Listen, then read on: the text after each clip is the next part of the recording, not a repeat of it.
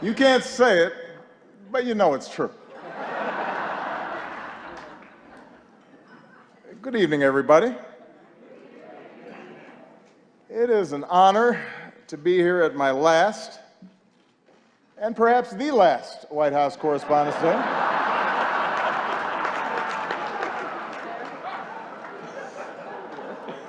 You all look great. The end of the Republic has never looked better.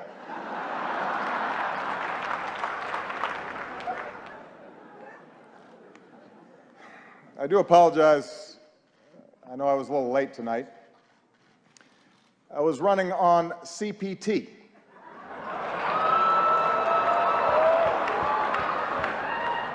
Which stands for jokes that white people should not make.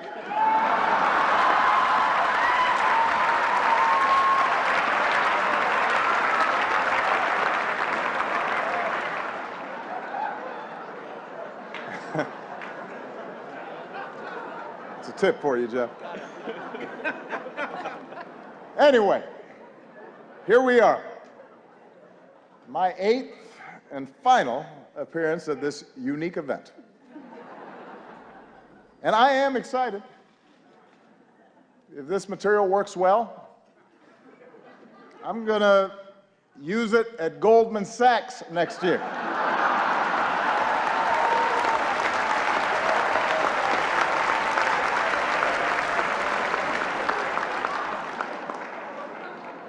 Earn me some serious Tubmans. That's right. That's right.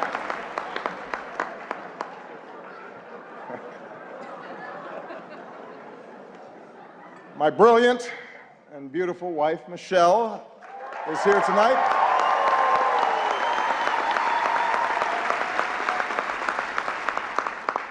She looks so happy to be here.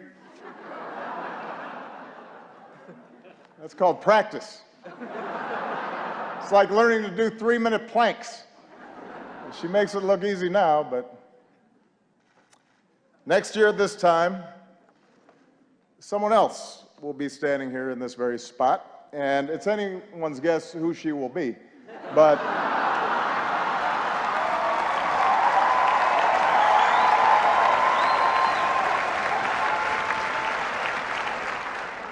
standing here, I can't help but be reflective, a little sentimental. 8 years ago, I said it was time to change the tone of our politics. In hindsight, I clearly should have been more specific.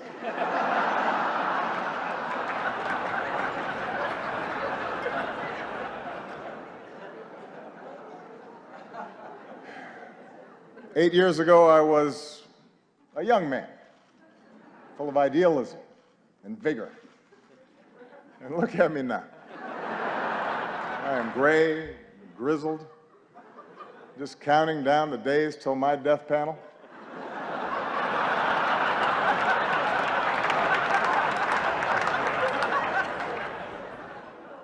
Hillary once questioned whether I'd be ready for a 3 a.m. phone call.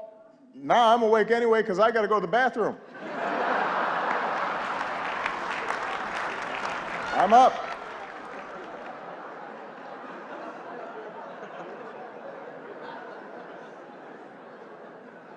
In fact, somebody recently said to me, Mr. President, you are so yesterday. Justin Trudeau has completely replaced you. He's so handsome, he's so charming. He's the future. And I said, Justin, just give it a rest.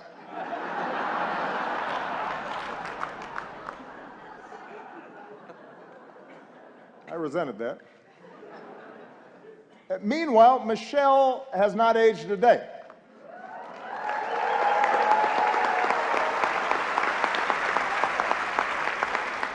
The only way you can date her in photos is by looking at me. Take a look. Here we are in 2008. Here we are a few years later. And this one is from 2 weeks ago.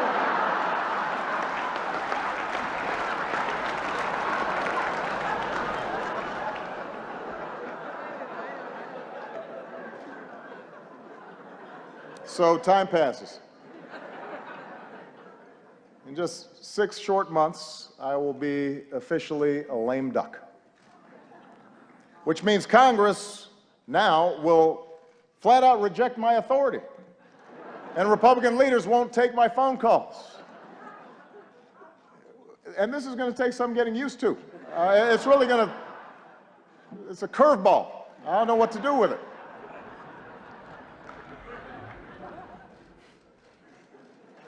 Of course, in fact, 4 months now, congressional Republicans have been saying there are things I cannot do in my final year.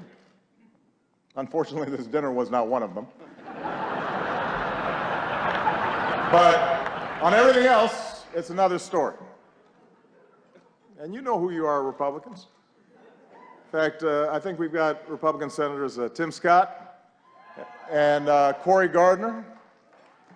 They're in the House, which reminds me, security, bar the doors. Judge Merrick Garland, come on out. We're going to do this right here, right now.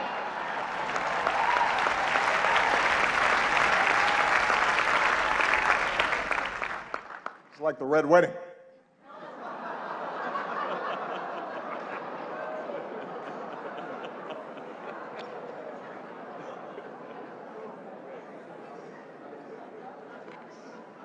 But it's not just Congress. Even some foreign leaders, they've been looking ahead, anticipating my departure. Last week, Prince George showed up to our meeting in his bathrobe. That was a slap in the face.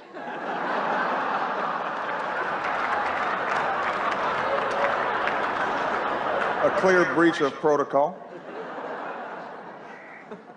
Although while in England, I did have lunch with Her Majesty the Queen, took in a performance of Shakespeare, hit the links with David Cameron, just in case anybody is still debating whether I'm black enough. I think that settles the debate.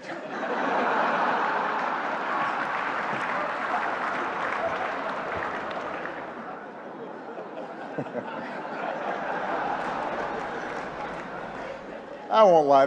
Look, this is a tough transition. It's hard.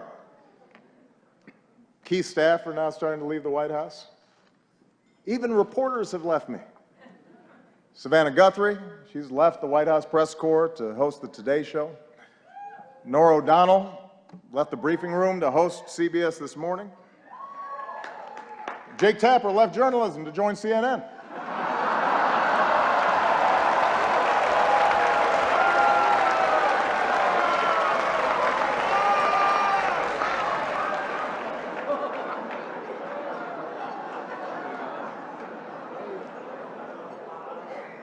But the prospect of leaving the White House is a mixed bag. You might have heard that someone jumped the White House fence last week, but I have to give Secret Service credit. They found Michelle, brought her back. She's safe. She's safe back at home now.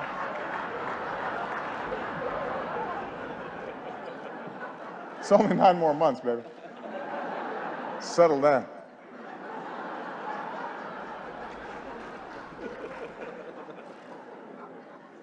And yet somehow, despite all this, despite the churn, in my final year, my approval ratings keep going up. The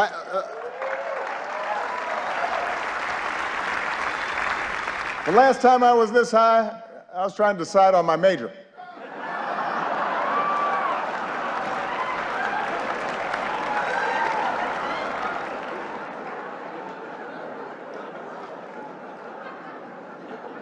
And here's the thing, I haven't really done anything differently. So it's odd. Even my aides can't explain the rising poll numbers. What has changed? Nobody can figure it out.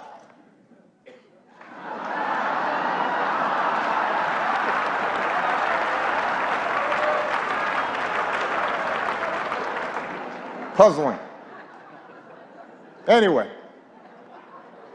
in this last year, I do have more appreciation for those who've been with me on this amazing ride, like one of our finest public servants, Joe Biden.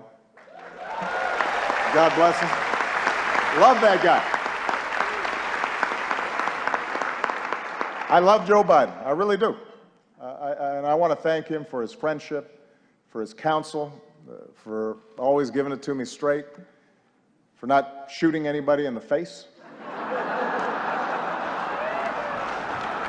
Thank you, Joe.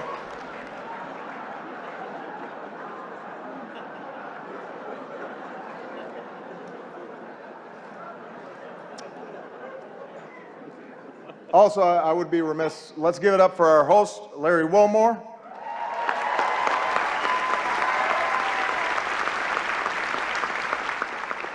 Also known as one of the two black guys who's not Jon Stewart. You're the South African guy, right? Okay. I love Larry. And his parents are here, who are from Evanston, which is a great town. I also would like to acknowledge some of the award-winning reporters that we have with us here tonight. Rachel McAdams, Mark Ruffalo, Leah Schreiber. Thank you all for everything that you've done. I'm just joking. As you know, Spotlight is a film, a movie, about investigative journalists with the resources and the autonomy to chase down the truth and hold the powerful accountable. Best fantasy film since Star Wars. Look, that was maybe a cheap shot. I understand the news business is tough these days. It keeps changing all the time.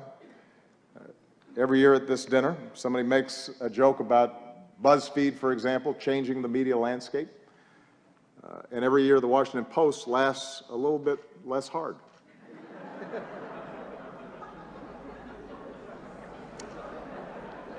It's kind of a silence there, especially at the Washington Post table.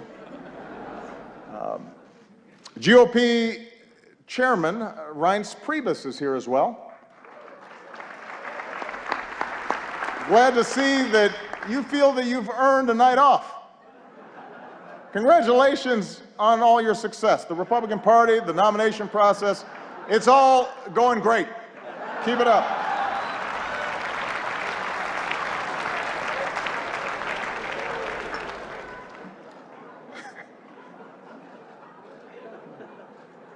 Kendall Jenner is also here, and we had a chance to meet her backstage. She seems like a very nice young woman. I'm not exactly sure what she does, but I am told that my Twitter mentions are about to go through the roof.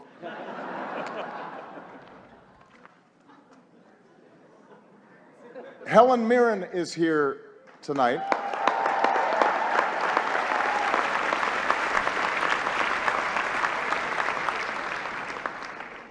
I don't even have a joke here. I just think Helen Mirren is awesome.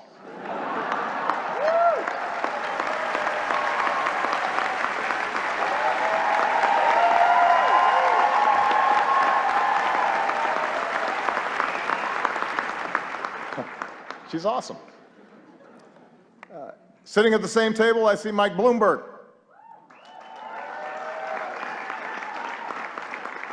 Mike, a combative, controversial New York billionaire, is leading the GOP primary, and it is not you.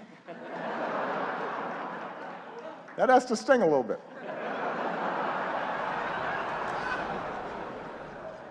Although it's not an entirely fair comparison between you and the Donald. After all, Mike was a big city mayor. He knows policy in depth, and he's actually worth the amount of money that he says he is.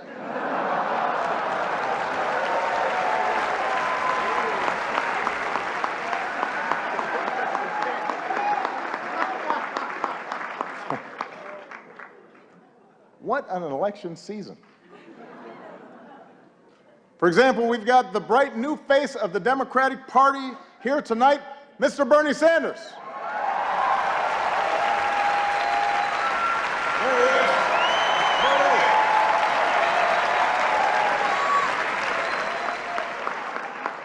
Bernie, you look like $1 million. Or to put it in terms you'll understand, you look like 37,000 donations of $27 each.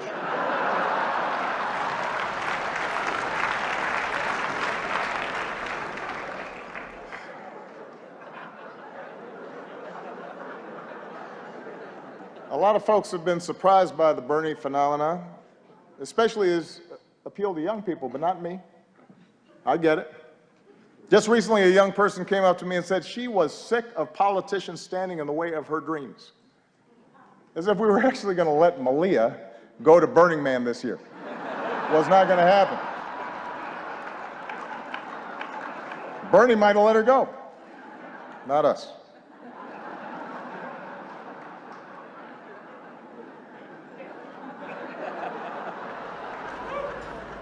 I am hurt, though, Bernie, that you've been distancing yourself a little from me.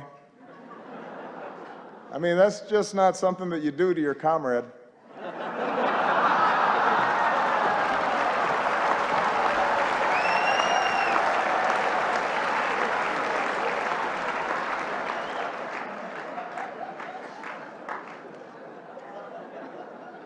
Bernie's slogan has helped his campaign catch fire among young people. Feel the burn. Feel the burn. It's a good slogan. Hillary's slogan has not had the same effect. Let's see this.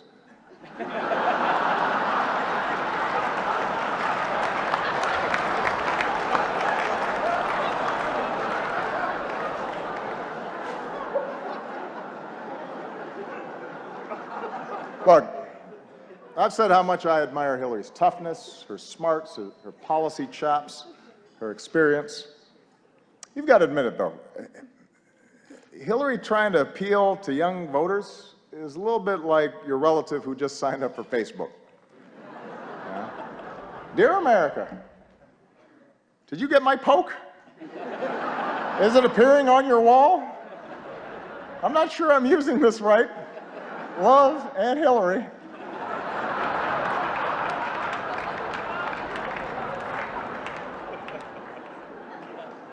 It's not entirely persuasive. Meanwhile, on the Republican side, things are a little more, how shall we say this, a little more loose. Just look at the confusion over the invitations to tonight's dinner. Guests were asked to check whether they wanted steak or fish, but instead, a whole bunch of you wrote in Paul Ryan.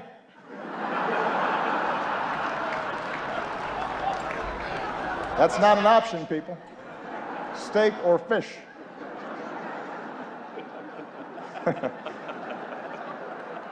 You may not like steak or fish, but that's your choice.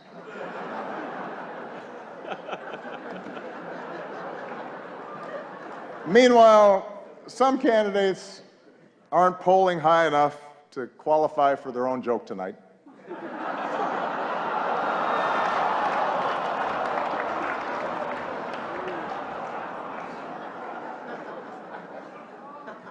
The rules were well established ahead of time.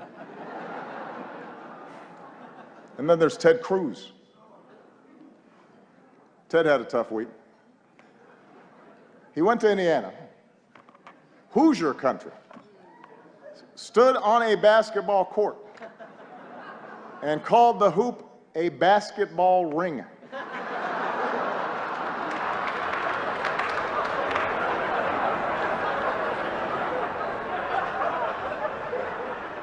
What else is in his lexicon? Baseball sticks, football hats.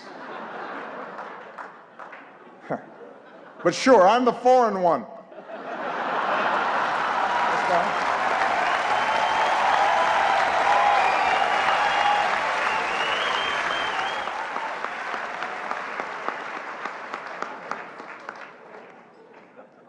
Well, let me conclude tonight on a more serious note. I want to thank the Washington Press Corps. I want to thank Carol for all that you do. You know, the free press is central to our democracy, and nah, I'm just kidding. You know I've got to talk about Trump. Come on.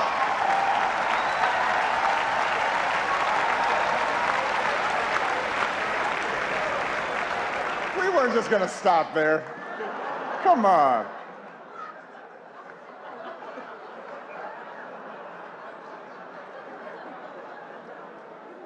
Although I am a little hurt that he's not here tonight. We had so much fun the last time. And it is surprising. You've got a room full of reporters, celebrities, cameras, and he says no. Is this dinner too tacky for the Donald? What could he possibly be doing instead? Is he at home eating a Trump steak? Tweeting out insults to Angela Merkel? What's he doing?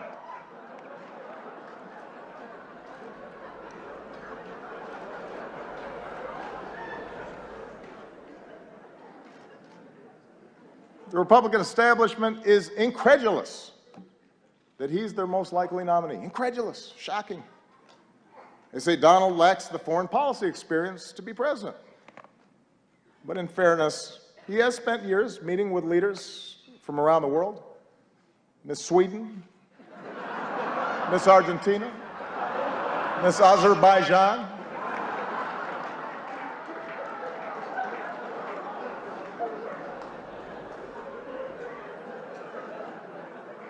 And there's one area where Donald's experience could be invaluable, and that's closing Guantanamo. Because Trump knows a thing or two about running waterfront properties into the ground.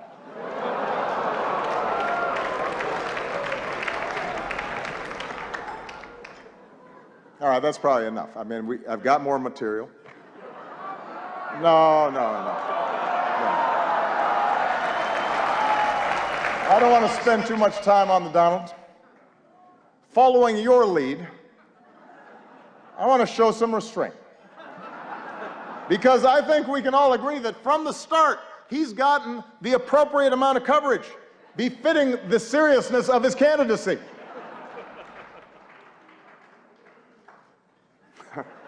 I hope y'all are proud of yourselves. The guy wanted to give his hotel business a boost, and now we're praying that Cleveland makes it through July.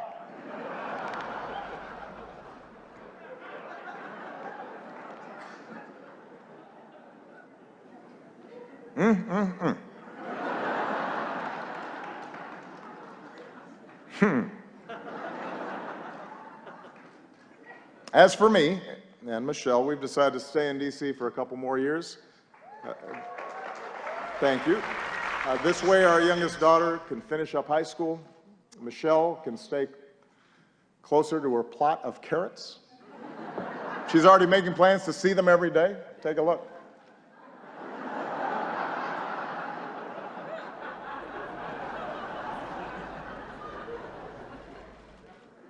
But our decision has actually presented a bit of a dilemma because traditionally presidents don't stick around after they're done. And it's something that I've been brooding about a little bit. Take a look. The Obamas are staying in D.C. for 2 years after the president leaves office. He's about to go from commander-in-chief to couch commander. You, Chuck Todd. What am I going to do in D.C. for 2 years? You've got a real dilemma, Mr. President. I can't go every day, can I? Which you like better, these or these? Joe, they're the same. They capture different moods. Joe, I need some focus here. Comes in there during aviator time, thinks everything. I'm sorry, what's that? I said, Mr. President, you had to be practical. And look, you can drive again, you're gonna need a license. You love sports, why don't you volunteer to work for one of the teams around here? Is this the Washington Wizards? I understand you're looking for some coaching help. Let's just say I coached my daughter's team a few times. Hello? Hello?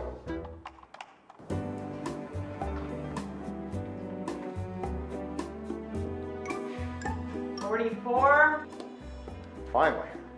So I'm going to be in D.C. for a while, and I thought I'd take up driving again. What's the name? Barack Hussein Obama. Yikes. Well, since you don't have a driver's license, you're gonna need a birth certificate. Really? Really. It's real. Is it? It's real. But is it? Oh, Michelle left her phone. Let's see here. Huh. She's got Snapchat. Obamacare is great, and it's really working. Sign up now. Breaking news. Michelle Obama in hot water after posting this video earlier today. Obamacare is great, and it's really working. Sign up now.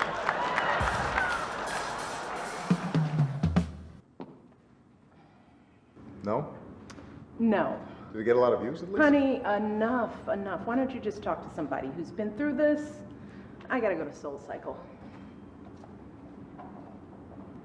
She's right. I know who I need to talk to. Hey, it's Barack. Listen, can we get together? Now that is a great move. Yeah, it just me.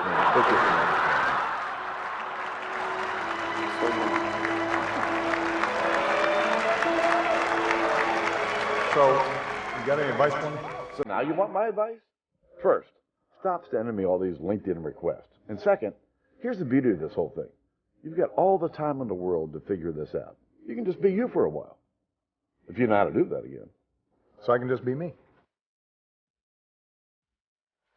And I can wear my mom jeans in peace. I hate these tight jeans. Good.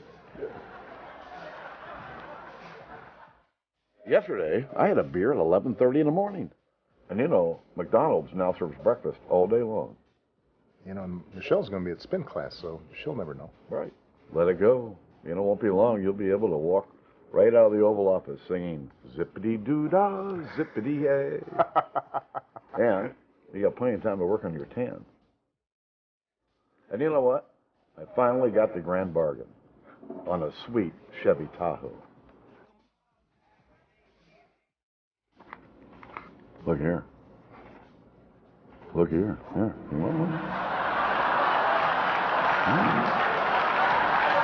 Breaking news, former President Barack Obama on his 347th round of golf for the year, and it's totally great.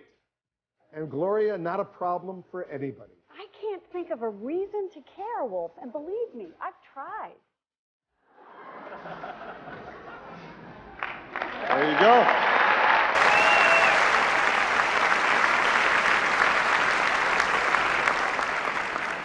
I am still waiting for all of you to respond to my invitation to connect to LinkedIn. But I know you have jobs to do, which is what really brings us here tonight. I know that there are times that we've had differences, and that's inherent in our institutional roles. It's true of every president and his press corps. But we've always shared the same goal, to root our public discourse in the truth, to open the doors of this democracy, to do whatever we can to make our country and our world more free and more just. And I've always appreciated the role that you have all played as equal partners in reaching these goals. Our free press is why we once again recognize the real journalists who uncover the horrifying scandal and brought some measure of justice for thousands of victims throughout the world. They are here with us tonight.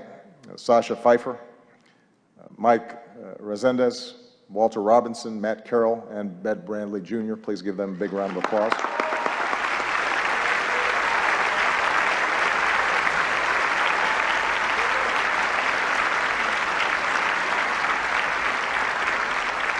Our free press is why, once again, we honor Jason Rezaian. As Carol noted, last time this year we spoke of Jason's courage as he endured the isolation of an Iranian prison. This year we see that courage in the flesh, and it's a living testament to the very idea of a free press, and a reminder of the rising level of danger and political intimidation and physical threats faced by reporters overseas. I can make this commitment that as long as I hold this office, my administration will continue to fight for the release of American journalists held against their will, and we will not stop until they see the same freedom as Jason had.